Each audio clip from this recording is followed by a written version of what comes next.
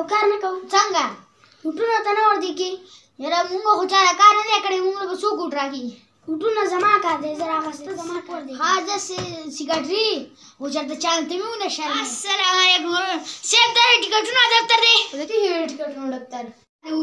ګاډي ټکټ درته یاد وم، موټرونو ته ودرېږم، موټرونو ته د موټرونو ټکټ درته یاد وم، موټرونو ته ودرېږم. نو داسې وایه که نه، راسه دلته کښېنه. چې به نوم دې څه دی؟ ګلبدین خان. ګلبدین خان لا څه نوم دی؟ با نور پټوه داسې ډخر الله که چې راکړلي خلک راله بې وینا وټ راکړي.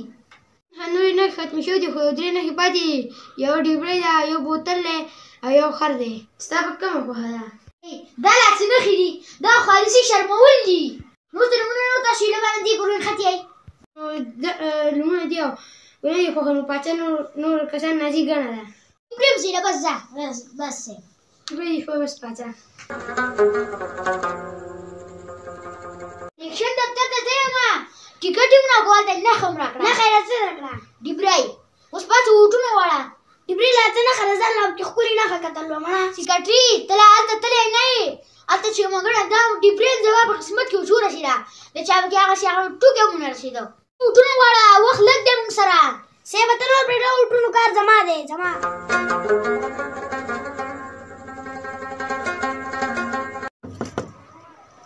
ولې خیر خو دی که نه؟ موږ صاحب ووټونو ته ولاړ ووټ خامخا ورکړې، نښه یې ده ډیبری. موږ دا به یو کار وکړي چې زموږ کورونو ته لاړ، د هغه به سیمټي کړي، بیا به موږ ووټ وکړو. لوځي دا لارې نه رهي، دا ثابت هر څه به له سیمټ کوم، ته چې ووټ راکړه بس. سیکرټري دا اوس ولیکه ښه. صاحب هم لیکل. کېناست کوي بس چې مې پرې اوس یې ووټ راکړه.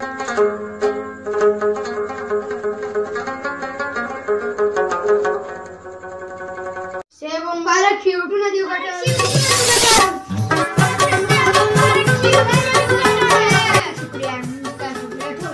شکریه ادا کوم، ستاسو ډېره ډېره مننه. زه ستاسو نه دغه شکریه ادا کوم چې تاسو ما له ووټ راکړو، تاسو زه کامیاب کړم.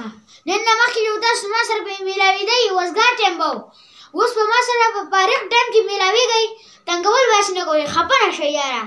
موږ چې تا دا دومره ووټونه ورکړل، موږ ته د دې کار لپاره درکوله. تنګول مه کوه، یو ووټ دې راکړل دی، خپل دا ووټ واپس واله.